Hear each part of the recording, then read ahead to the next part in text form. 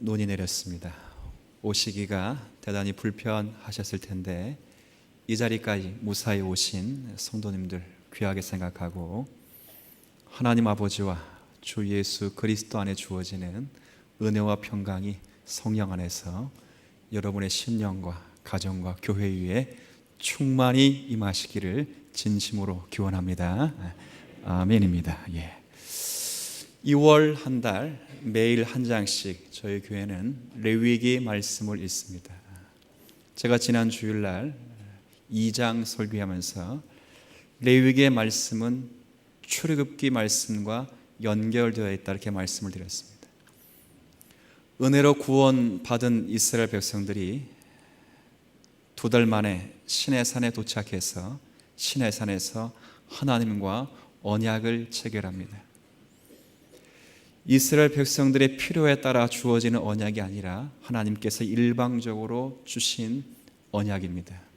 그리고 이제 언약 백성된 백성들에게는 그들의 삶의 가장 중요한 것이 성막으로 부각된 것입니다. 성막은 하나님께서 자신을 나타내시는 장소입니다. 거룩한 막입니다. 성막은 하나님께서 자기 백성들을 만나시는 회막입니다. 성막은 하나님께서 자신을 나타내시는 증거막입니다. 단어는 달라도 같은 말입니다. 성막, 회막, 증거막. 이스라엘 백성들은 성막과 함께 살았고 성막을 중심하여 움직였고 성막 안에서 주님을 만났던 것입니다. 그래서 출애굽기 마지막 가게 되면 성막을 건축하고 세우고 하나님께 봉헌하는 것으로 끝이 나고 레위기는 바로 그 다음 장입니다. 그 다음 책이 아니라 그 다음 장인 것입니다. 바로 그 성막에서 하나님을 어떻게 예배하며 제사해야 하는가, 이게 1장부터 7장의 내용입니다. 5가지 제사, 여러 가지 제물에 드리는 방식, 그 제사를 드리는 방식 여러 가지가 있는 것입니다. 이게 1장부터 7장까지 내용이고 8장부터 10장까지 내용은 그 제사를 집례할 제사장들의 역할이 가장 부각되는 장입니다. 그래서 어제 읽은 8장의 내용은 그 제사를 집례하게 될 대제사장인 아론, 그리고 제사장들인 그의 아들들이 7일 동안 위임식을 통해서 기름 부음 받은 장을 본 것입니다. 그리고 오늘의 말씀은 이제 첫 대제사장이 되어서 첫 번째 제사를 집례하는 것입니다. 집례. 그리고 오늘의 요점의 말씀은 그 첫 번째 제사에 하나님의 영광이 나타난 것입니다. 이게 요점입니다. 요점. 오늘 이런 요점을 가지고 제가 여러분에게 9장의 전체적인 문맥을 살피고 그 문맥 속에서 신앙인이라면 반드시 상식적으로 알아야 될 2-3가지 말씀드리고, 오늘 요점, 하나님의 영광이 언제 어떨 때 나타나는가. 신약시대에 이 교회에 하나님의 영광이 개인적으로 우리의 삶에, 우리의 환경에 언제 어떨 때 하나님이 영광을 나타내시는가, 이렇게 읽고 듣고 또 가슴에 새기시면 오늘의 말씀이 여러분에게도 귀하게 될 것입니다. 자, 설교의 기호를 말씀을 드린 거예요. 이제 차근차근 풀어나가야 되죠. 첫 제사입니다. 첫 제사. 얼마나 떨릴까? 저는 성경 읽으면서 첫 번째 드는 느낌이 얼마나 떨릴까? 제가 목사 임직 받고 첫 번째 한 설교, 기억도 안 나요. 본문도 기억 안 나고 내용도 기억 안 나고, 한 가지 기억나는 거, 다리만 후들후들 했더라. 아내가 보고 불안해가지고 주여 그거밖에 기억 안 나요. 아론의 첫 제사, 어릴 때부터 본 것이 없습니다. 누가 알려준 적이 없습니다. 들어본 적도 없습니다. 오직 법이라곤 모세를 통하여 말씀하신 하나님의 명령밖에 없습니다. 그 명령을 처음 실행하는 자가 아론인 것입니다. 얼마나 떨릴까? 그래서 오늘 본문은 명령과 관계에서 9장은 세 문단으로 나누어지는 겁니다. 첫 번째 문단은 명령하시고 약속하신다. 하나님께서 제사를 드리라고 명령하시고 약속하시고, 두 번째 문단은 그 명령을 순종하고 시행하고, 세 번째 문단은 그 명령을 시행하고 순종했더니 약속하신 하나님의 영광이 그 제사에 임재하였더라. 자, 이제 문맥이 파악되셨어요? 그럼 하나씩 눈으로 한번 확인해 보시죠. 9장 1절부터 7절까지가 제사를 드리라고 말씀하시는 하나님의 명령과 그 제사를 드릴 때 이렇게 약속하시는 내용이 있습니다. 먼저 1절부터 7절까지가 명령과 약속인데, 자, 1절 제가 읽을게요. 8째 날에, 왜 하필은 8일입니까? 8장에 가면 임직식 며칠 동안 했어요?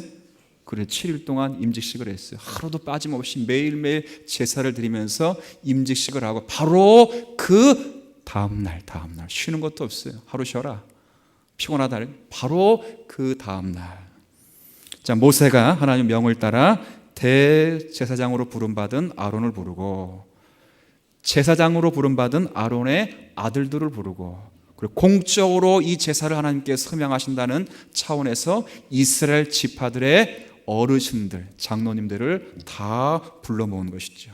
그리고 명령하십니다. 첫 번째, 아론 개인에게 명령, 자신을 위해서 제사를 드려라. 여기 2절, 아론에게 이르되, 명령이지요. 자, 두 가지 제사를 드리려고 합니다. 하나는 속죄제, 또 그리고 2절 중반에 무슨 제사가 나와 있어요? 네, 번제. 제가 묻는 것은 성경을 지금 읽고 있냐 안 읽고 있냐 보기 위해서 제가 물어보는 거니까, 읽고 있는 분들은 대답을 해주세요. 대답을 해주셔야.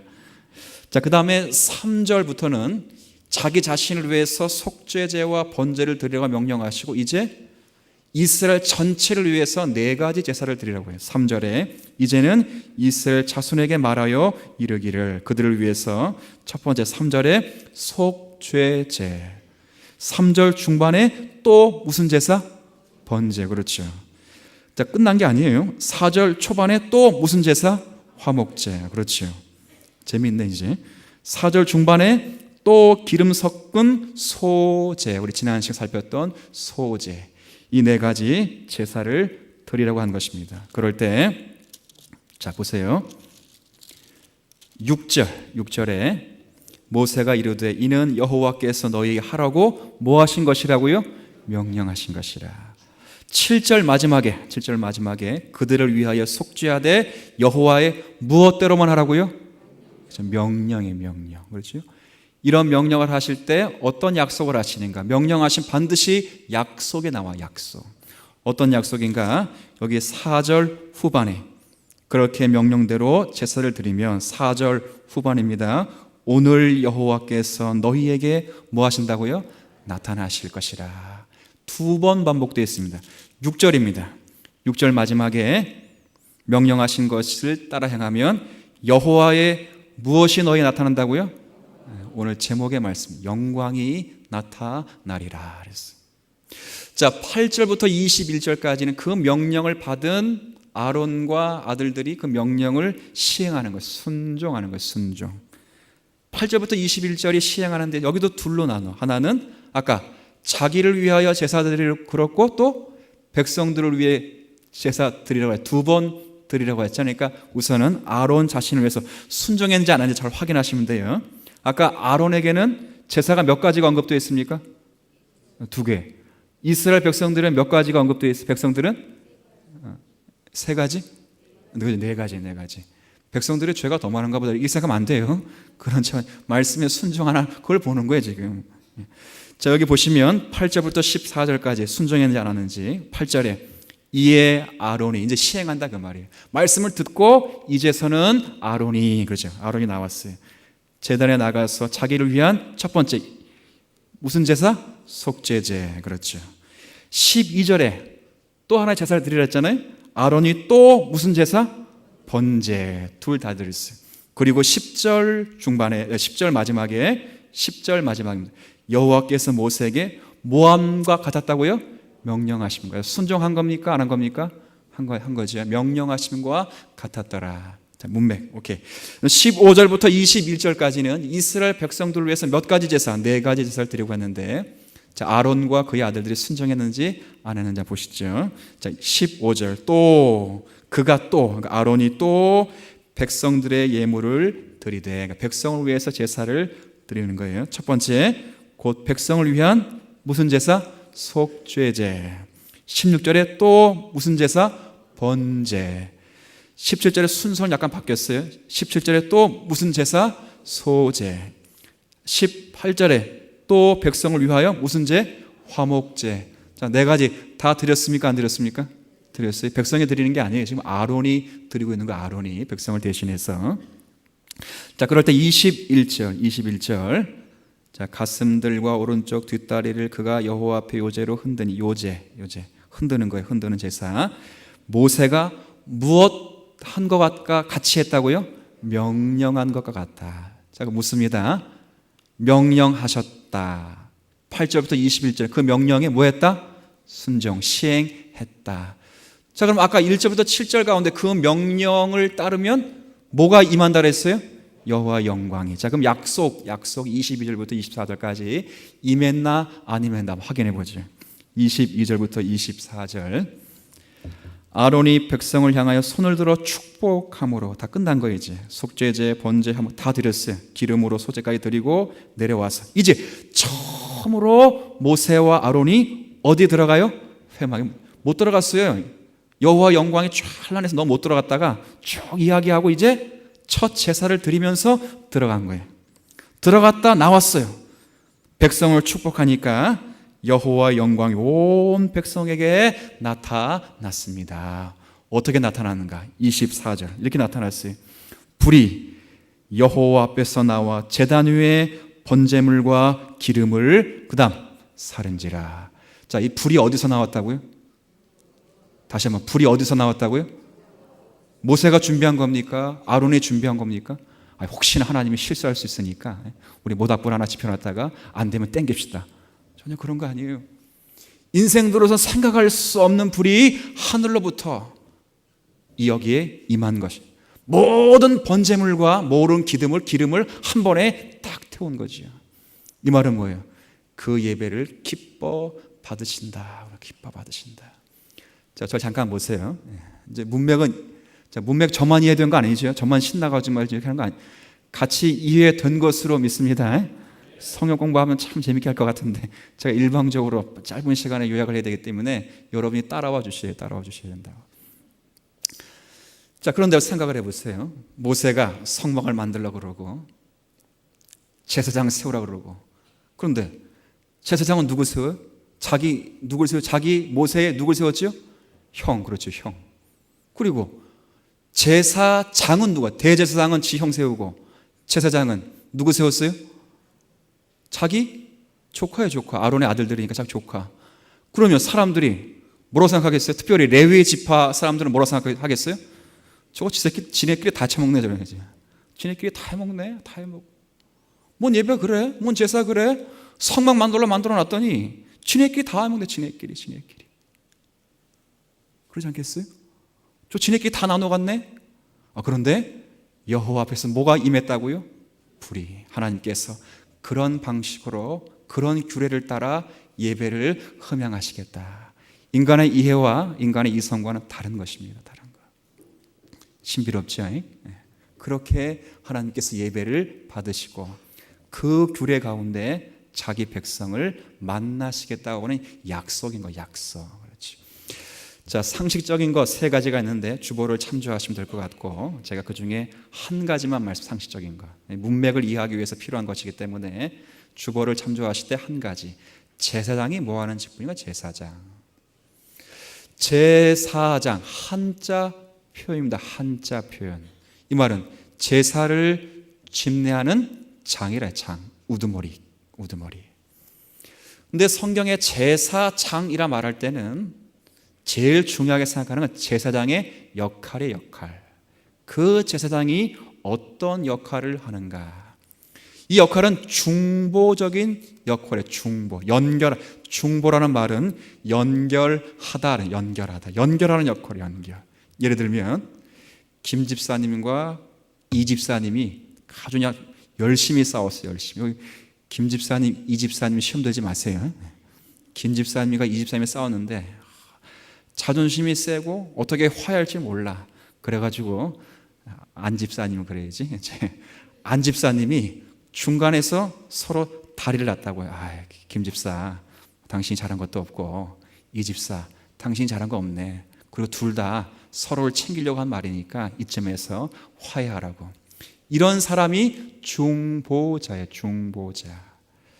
제가 이사를 갔습니다. 이사를 가는데 집을 구해야 되는데 일일이 집집마다 다 눌러서 집 내놨어요? 안 내놨어요? 여기 방 있어요? 없어요? 그렇게 물어볼 필요가 없죠. 어디에 들어가면 됩니까?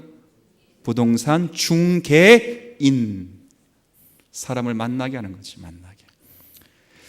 중보자적 위치에 있는 제사장은 서로가 서로를 연결하는 것입니다. 그런데 이 땅의 모든 중보자는 사람과 사람을 연결합니다. 그런데 제사장은 사람과 사람을 연결하는 것이 아니고 사람과 누구를 연결해요? 그래서 모든 중보자는 입법기관이 있어서 사람이 그 법을 냅니다. 그러나 하나님의 제사장은 사람의 법이 아닌 하나님의 법을 따라 사람과 하나님을 중보하도록 되어 있습니다. 이해되십니까? 예표적인 성격, 예표.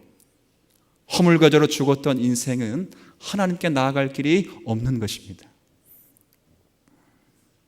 이 땅의 종교들이 허우적거리면서 자신이 믿고 있는 신에게 나갈 수 있다고 말하는 그것은 미련하고 안타까운 일입니다.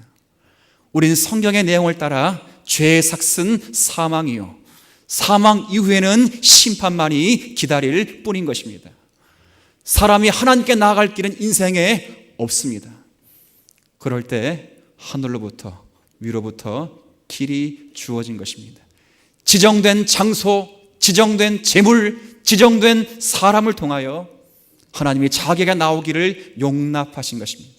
놀랍게도 지정된 장소인 성전, 성막, 지정된 재물인 모든 재물들, 지정된 사람은 다 누구를 예표하고 있다고요?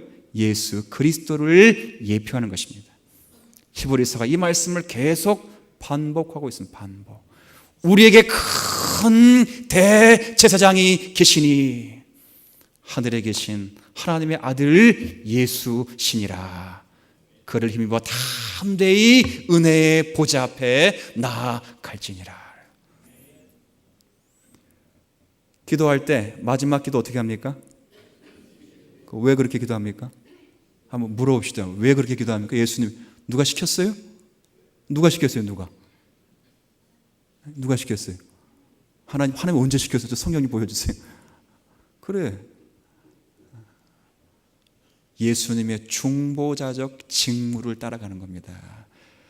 기도 소리가 유창하고 문자가 화려하고 내용이 귀하기 때문에 그 기도가 응답되는 것이 아니라 말은 어설프고 서투르고 문장은 잘 맞지 않고 맞춤법은 틀릴지라도 발음은 정확할지 않아도 떠듬떠듬하는 그 기도가 중보자 되시는 예수 그리스도로 말미암아 하늘의 상달이 되는 것입니다. 그걸 예표하는 예표, 중보자. 아시겠어요? 그런데 우리가 이런 생각할 수 있어요. 목사님, 그 정도 중보자가 되면 참 믿음도 좋고 죄도 안 질 것 같아요. 그렇지 않아요. 하나님과 사람을 연결하는 사람은 예수 그리스도를 예표하기 때문에 그도 연약한 자. 그래서 항상 오늘 보니까 7일 동안의 위임식을 거치면서 매일 번제와 속죄제를 드렸는데 또 제사를 집례하는 데서 누구 먼저 제사를 드려야 했어요? 자기 자신부터. 왜? 자신이 연약에 휩싸여 있고 죄진 자예요. 그런 거예요. 어제 돌잔치 가면서 한 집사님이 제 옆에 탔어요. 제가 운전하고. 얘기해도 될지 모르겠는데 허락 없이 하는 거예요. 그러나 전 은혜 받았기 때문에 하는 거니까 시험을 드시면 안 돼요. 우리 당사자는. 목사가 어떤 얘기할 때 이제 은혜 되는 것을 이야기하는 거니까 목사님 그거 참 너무 시험 들지 않게 되길 바랄 뿐이에요. 그분이 그러시더라고요. 목사님 어떻게 자녀 이야기가 서슴없이 이런저런 얘기가 나왔어요. 목사님, 제가 청년 때 결혼할 때는 제게 자식이 있으면 제가 아주 잘 키울 자신이에요. 잘 키워요. 힘도 있고 능력도 있고 지혜도 있고 뭐 잘 키우죠. 그런데 아이가 크면 클수록 자신이 있다 없다? 제가 목사 처음 인정받고 저 목사 뭐 자신 있게 잘할 수 있을 줄 생각했어요. 하면 할수록 목회가 힘들다, 편하다? 네, 편하다 그러면 조금 제가 볼 때는 좀 경건의 능력이 부족한 것 같아. 힘들다는 거 하는 게 죽을 맛 이런 말이 아니고, 왜? 아버지 어머니 준비되고 아버지 어머니 됐습니까? 아니요. 어제 돌잔치에서 울면서 서영이 엄마 그러더라고요. 이 아이를 키우면서 많이 힘들었는데 아이를 키우면서 자기도 성장이 되대. 자기도. 그래 그런 거예요. 아버지 라이센스 받고 어머니 라이센스 받아서 자녀 키우는 건, 목사가 목사 라이센스 땄다고 제가 실력 있고 능력이 있어서 죄 안 짓고 여러분 위에 서는 게 아니라고요. 저도 연약하고 연약한 거죠. 항상 자신을 먼저 하나님 앞에 드리는 것입니다. 존귀하신 성도 여러분, 여러분이 맡고 있는 이 직임 은혜로 주어진 것이고 감당할 수 없는 환경 속에서 주어진 것으로 알고, 제사장이 집례하기 전에 자신을 위하여 먼저 제물을 드리듯이 먼저 자신을 살피며 겸비하며 회개에 힘쓸 수 있는 저와 여러분 되길 진심으로 바랍니다. 네. 자, 이제 요점. 명령대로 시행했더니 하나님의 영광이 나타났다, 안 나타났다? 나타났다. 이게 요점입니다. 자, 그럴 때 어떤 조건 하에서 그 영광이 나타나는가? 이게 참 중요해요. 기독교가 이걸 상실해 버리면 자기 감정대로, 자기 생각대로, 남이 하니까, 많이 모이니까, 돈이 많이 거치니까 이렇게 가게 돼 있어요. 중요한 것은 어떤 조건 하에서 하나님이 그 예배를 받으셨는가. 따라해 볼게요. 명령대로. 시작. 대단히 중요한 것입니다. 상식이면서 기본이면서 우리의 전부가 되셔야 할 것입니다. 성막을 만드는 일, 제사를 드리는 집례 일, 속죄일을 지키고 절기를 지키는 일, 이것은 사람의 일이 아니기 때문에 하나님께서 명령 가운데 제정하신 것입니다. 만약에 명령대로 하지 않는다면 여기 10장 말씀 보시죠. 10장 말씀에 1절, 2절 제가 한번 읽어볼게요. 1절, 2절. 아론의 아들 나답과 아비후. 이 나답과 아비후는 제1대 대제사장의 누구예요? 아들들이에요. 그러면 아론이 돌아가시면 둘 중에 하나는 뭐 될 사람이죠? 그렇죠. 대제사장 될 사람이에요. 그럼 파워가 막강하죠. 막강하다고. 그죠? 그런 자가 이제 제사장이죠. 제사장으로서 각기 향로를 가져다가, 잘 보세요. 여호와께서 8장, 9장, 10장에 계속 반복되는 평이 명령이에요. 명령. 여호와께서 명령하시지 아니하신 무슨 불? 다른 불. 그걸 담아서 여호와 앞에 분향하였더니, 자 2절 같이 있습니다. 불이 여호와 앞에서 나와 그들을 삼키매 그들이 여호와 앞에서 죽은지라. 자 2절 안에 반복되어 있는 어휘가 있습니다. 자 누구 앞에서? 여호와 앞에서. 여호와 앞에서. 참 쉽지 않아요. 그 정도면 용서해 주셔야지. 누구 아들이라고요? 제1대 대제사장의 아들. 거칠 것이 없는 그 아들이 하나님께서 명하지 아니하신 그 불을 한번 댕겼다고 그것 때문에 여호와 앞에서 불이 나 죽은 거죠. 아버지가 괴로운 거죠. 감당할 수 없는 거죠. 그럴 때 3절에 보니까 모세가 아론을 이렇게 명령하고 슬픔을 멈추라 말합니다. 3절에 모세가 아론에게 이르되 이는 여호와의 말씀이라. 잘 들으라고 말해요. 어떤 말씀인가? 이때 나는 여호와 하나님이 지칭하는 편이, 나는 나를 가까이 하는 자 중에서 내 뭘 나타낸다고요? 잘 들으셔야 돼요. 하나님의 거룩함은 하나님을 가까이 하는 자에게서 나타나십니다. 믿으십니까? 아무 데서 나타나지 않습니다. 그런데 이 말뜻은 하나님을 가까이 하는 자에게 나타나실 때, 가까이 하는 것은 내 실력, 내 노력이 아닌 것입니다. 하나님의 은혜요, 특권인 것입니다. 그런데 그 특권과 은혜를 받은 자가 책임 있는 자세를 가지고 살 것을 요청한 것입니다. 목사의 특권을 받고, 장로의 특권을 받고, 교사의 특권을 받고, 중직자의 특권을 받았다면, 또 성도의 특권을 받았다면 거기에 걸맞는 책임을 가지고 여호와께 나오라. 걸맞는 책임이 뭡니까? 너 생각, 너 의지, 너 뜻 다 버리고 여호와의 명령과 그분의 규례에 100% 순종하며 그 말씀 앞에 나오라. 그렇게 이야기를 하는 거죠. 이해가 되십니까? 기독교는 계시의 종교입니다. 따라 볼게요. 계시의 종교. 이것은 모든 것이 위로부터 왔다 그럽니다. 보시겠어요? 출애굽에서 이스라엘 백성들은 있어요. 국민들은 준비됐다고요. 장정이 60만, 전체 인구가 250만. 근데 뭐가 없어요? 땅이 없고, 뭐가 없어요? 주권이 없다고. 그 땅 누가 주십니까? 하나님이. 한 번도 가나안 땅에 가본 일이 없어. 노예로 살았기 때문에. 그리고 그 땅을 따라 살아갈 백성들의 주권인 법, 이건 누가 주셔요? 그것도 하나님 주셔요. 심지어는 시민법까지도 하나님이 주시는 거예요. 그렇게 살도록 하시니 그렇게 살도록. 다른 종교들은요, 자신이 믿고 있는 하나님, 기독교도 하나님이 그러고, 무교도 하나님이 그러고, 이슬람도 하나님이 그러고, 여호와 증인도 하나님, 다 하나님. 요즘은 하나님 그러면 다 같이 쓰는 용어가 됐어요. 공통 용어가. 여하튼 그들이 믿는 하나님을 기쁘시게 하기 위해 그들은 자신이 생각하는 경험을 따라 하나님께 제사를 드리죠. 가나안 땅에 들어가면 자기 아들을 제물로 드리고, 참 그런 종교예요. 바알신, 아세라신, 그런 종교라고. 자신이 생각하고 경험하는 것을 하나님께 드리죠. 그런데 기독교는 그런 종교가 아닌 것입니다. 주님은 뜻이 계시고 계획이 계시고 생각이 계신다. 이 땅의 모든 예물들을 다 가지고 하나님 앞에 드린다고 영광이 되는 것이 아닙니다. 이 땅의 모든 악기를 다 동원해서 하나님께 드린다고, 찬양한다고, 그것이 영광이 되는 것이 아닙니다. 말씀에 합당하고 규례에 합당한 방식으로 찬송을 하고 예배를 드리고 그 말씀을 따라가야 그것이 하나님께 영광이 나타나는 증표가 되는 것입니다. 하나님께서는 그저 앉아 계시면서 우리가 예물을 드리면 그것이나 흡족히 받으시는 그런 어용의 신이 아닌 것입니다.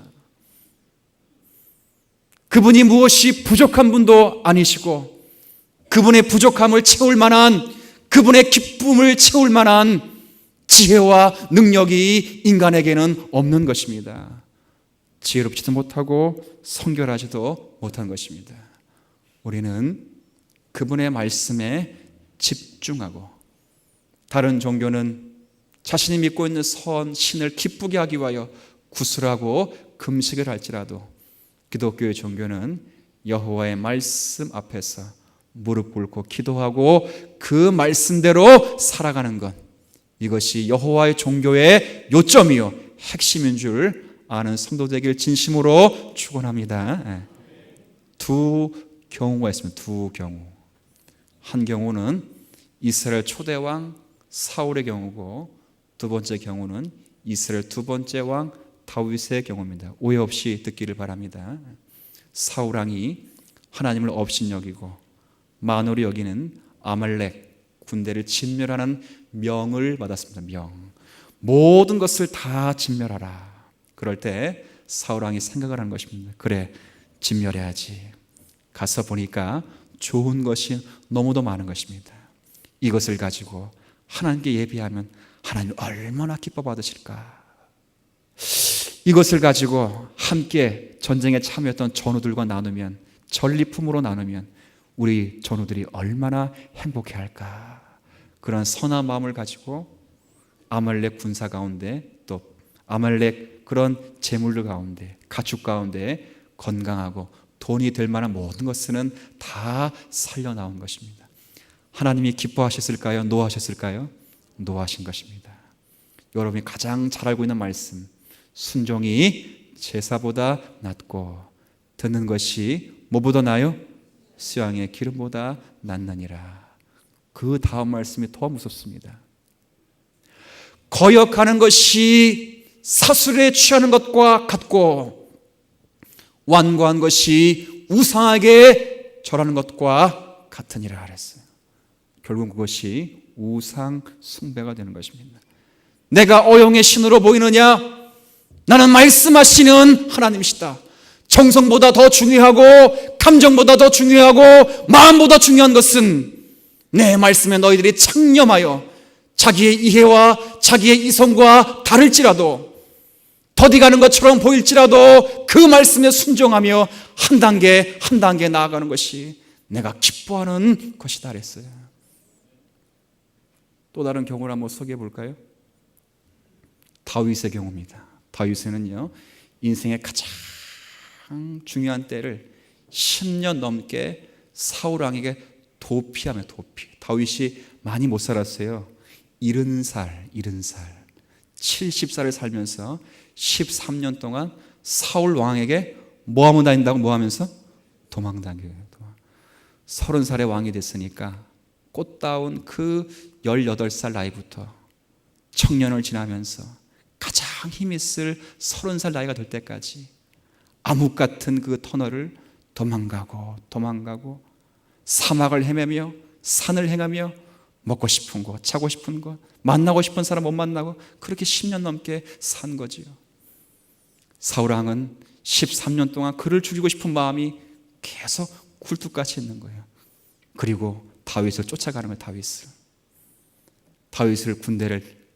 다윗에 함께한 사람들을 사울왕이 쫓아가는데 마침 다윗이 너무 피곤해가지고 굴에 숨어있죠. 굴에. 그런데 놀랍게도 사울왕의 군대가 그 굴 앞까지 왔다고. 거기 다윗이 있는지 모르고. 근데 마침 사울왕이 아마 화장실이 급했던 것 같아. 화장실이 급하니까 어떻게 누울 수가 없잖아요. 일반 백성들 앞에서 바지 내리고 누우면 그건 참 그러잖아요. 그러니까 굴로 들어갔어요. 굴로. 그 굴에 누가 있다고 지금? 상상이 되십니까? 상상이? 자, 그러면 이게 어떤 기회입니까? 누가 주신 기회입니까? 다윗 입장에서 보면 누가 주신 기회예요, 지금? 자기는 측근들과 수십 명이 함께 있고 사울왕은 지금 무장 다 해제하고 응가하려고 들어왔다고. 그거 깜깜한 데서 목만 치면 끝나는 거죠. 측근들이 강변하는 거예요. 주군이시여, 천재 일후의 기회입니다. 하나님이 주셨습니다. 이때의 위험입니다. 측근들이 강변해. 다윗이 예, 저도 그럴 수 있겠죠. 그런데 하나님이 허락하지 않으셨습니다. 이런 기회가 똑같이 두 번 있어요. 두 번. 그러면 보통 다윗의 측근들이 뭐라 하겠어요? 거봐, 다윗 주군이시여, 지난번 안 했으니까 하나님이 또 한 번에 뭘 주신 거예요? 기회. 이제 아비새라는 다윗의 최측근이 아비새라는 장수가 다윗은 우유부단하고 마음이 온순해서 평생 가도 지 자기 못 죽인다. 그러니까 피는 내가 묻힐 때니까 영광은 주군께서 취하시죠. 그래서 자기가 죽이려고 하는데 아비새는 손을 꽉 붙잡고 나의 충복이요, 하나님이 허락지 않으십니다. 그리고 10년 넘게 또 피난을 해. 측근들이 미련한 것입니까? 다윗이 미련한 것입니까? 다윗이 미련해 보이지요. 그런데 말씀이 허락하지 않으면 안 하는 것이 신앙인의 정로인 것입니다. 정로. 여호와의 영광은 인간의 화려함에 있지 않고 인간의 생각에 있지 않고 감정에 있지 않고 그 말씀대로 살고 그 말씀을 읽고 묵상하고 그 말씀 때문에 내 가슴을 하나님께 드리는 성도에게 나타나시는 줄 믿음으로 알게 되길 진심으로 축원합니다. 자, 그 다음 또 하나 잠깐 말씀드릴게요. 그러면 명령대로만 다 하면 하나님의 영광이 나타나는가? 그건 또 아니에요. 이스라엘 백성들이 번제 잘 드렸어요. 각을 잘 떴다고. 근데 이스라엘 역사 마지막에 이사야서 1장 12절에 보면 너희가 내게 보이려 나오니 너희가 내 성전 마당 뜰만 밟을 뿐, 이렇게 되어 있다고. 그 사람이 번제 드리러 왔어요. 속죄제 드리러 왔어요. 화목제 드리러 왔다. 하나님이 정해주신 제사법, 하나님이 정해주신 제물, 하나님이 정해주신 그 식양, 하나님이 정해주신 그 사람에게 찾아왔다고요. 그런데 하나님이 그 예배를 받지 않으시는 거죠. 중요한 것은 하나님, 목사님 제 말씀 많이 아는데요, 말씀대로 하고 있는데요, 이게 중요한 것이 아니라 그 말씀 안에서 말씀하시는 인격적인 하나님을 진심으로 믿고 그 말씀 속에 제시하는 중보자 예수 그리스도에게 우리의 마음을 꿇고 겸손히 믿음과 진정으로 나아가는 자를 하나님께서 영광으로 받으신다는 것입니다. 신약성경 요한복음 4장 24절에 하나님은 영이시니 예배하는 자가, 따라해 볼게요, 성령과 진리로 예배할지니라. 아멘. 진심으로 성령 안에서, 성령 하니까 지 마음대로 진리 안에서 진리. 성령 받은 사람이 제일 무서워. 지가 받았다고 막 레이저 켜고 막. 그 성령은 진리를 운반하는 하나님의 영인 것입니다. 영 받았다고 해서 사람 깔보고, 영 받았다고 해서 남들보다 자기가 높다고 생각하는 그런 기독교는, 그건 무교예요. 무속 종교, 무당 종교. 성령 받으면 말씀에 창념하게 되어 있습니다. 성령 받으면 하나님의 뜻이 궁금해서 기도하고 묵상하고 그 말씀대로 살고 싶은 욕망이 생긴 것입니다. 왜? 하나님 말씀은 살아있고 운동력이 있어 좌우에 날선 어떤 것보다 예리하여 혼과 및 관절과 골수를 찔러 쪼개까지 하기 때문에 그 말씀을 받으면, 성령을 받으면 주체할 수가 없는 것입니다. 아시겠어요? 입에 나왔다고 다 받는다고 진짜 노요. 찬양을 드리는 사람의 눈빛을 보면, 야, 제가 찬양들 늘 보잖아요. 여호와의 영광이 임할지 불이 임할지 잘 모르겠어요. 이때 불은 10장에 나와 있는 그 불이에요. 목사님, 저 예배 시간 지켰는데요, 예배 다 드렸는데 사도신경도 하고 찬양하고. 그래? 그 마음에 하나님이 당신을 만나주신다는 확신이 있느냐? 그 말씀대로 살 때 그 말씀이 내 심령을 주관하고 깨우친다는 그런 확신이 있느냐? 그거 없으면 자기는 말씀대로 한다고 말하지만 성령이 기뻐하시는 전이 아닌 것입니다. 아시겠어요? 바란 광야 가데스에서 12지파 가운데 우두머리를 다 세워서 가나안 땅에 들려보내지요. 10지파는 아이고 아낙 자손입니다. 우리는 그들의 보기에 메뚜기 같습니다. 그때 나온 게 메뚜기 정신이 메뚜기 정신. 여호수아와 갈렙은 뭐라 했어요? 거기는 우리의 밥입니다. 밥. 거기 나온 게 밥 정식이에요. 밥 정신. 너희가 나를 알로 보느냐? 이런 거죠. 뭐 때문에 그런 거예요? 같은 말씀을 들었는데 그 말씀이 내 심령에 움직이는 자는 거인처럼 보이지 않고 내 쌀알갱이로 보이는 것이고 밥으로 보이는 것이고, 그 말씀이 자신의 심령을 감동치 못하는 자는 그들을 볼 때 거인으로 보여요. 거인으로. 하나님이 주시겠다고 약속하는데 뭐가 그리 겁나는 겁니까? 하나님께서 그 땅을 차지하시겠다고 분명히 선언해 주셨는데 뭘 못 믿는 것입니까? 자기 생각, 자기 지혜, 자기 경험을 믿으니까 안 보이는 것입니다. 비전 그래놓고 잘 들어보면 지 꿈이야. 다 지 꿈. 자기 꿈이야. 소명 다 취하고 싶은 거. 언제부터 기독교가 그렇게 됐습니까? 중요한 것은 두 가지입니다. 여호와 영광이 나타나기 위해서는 하나님의 말씀에 창념하고 그 말씀에 순종하는 것입니다. 이런 은혜 있게 되길 진심으로 바랍니다. 두 번째는 그 말씀을 믿고 의지하고 이루어 주실 것으로 믿고 그 말씀 속에 나를 만나는 하나님을 감격하며 인격적으로 온 마음으로 믿음으로 소망으로 그분을 사모하며 나아가는 것이 이 땅에 여호와 영광이 임하는 것입니다. 교회는 이게 잘 드러난다고. 교회의 주인은 누구시죠? 예수 그리스도요. 교회의 주인이 예수 그리스도로 말할 때는 그분의 말씀과 그분 앞에 내 인격을 드린다 그 말이죠. 요한계시록 21장 22장에 보면 새하늘과 새 땅에 새하늘과 새 땅, 한자로 하면 새하늘과 새 땅, 한자로 하면 어떻게 되죠? 신천신지. 듣기가 부담스러워요, 좋아요? 부담스러워요? 참 이단들이 다 참 그러니까 제가 늘 느끼지만 최소한 이단들보다는 공부를 더 많이 해야 돼요. 신천신지 얼마나 좋은 이름이면 전 잘 써요. 신천신지. 우리 교회 성도들은 이제 이해되죠. 목사님이 신천신지 하면 이상한 목사인가 보다. 이게 아니잖아요. 새하늘과 새 땅, 부활한 성도가 마지막 때 주님 오실 그때에 임하게 될, 거하게 될 영적이고 거룩한 장소적인 개념이에요. 이건 부활 이후에 부활 이후. 천국과도 약간 다른 개념이에요. 부활 이후라고. 근데 그것이 얼마나 화려한지 잘 보세요. 12진주문, 황금 같은 길, 모든 지금으로 말하는 빌딩들이, 건물들이 각종 진귀한 보석으로 잘 굳어져 있어요. 화려하다고. 눈이 부셔요. 걷기가 힘들어요. 너무 깨끗해요.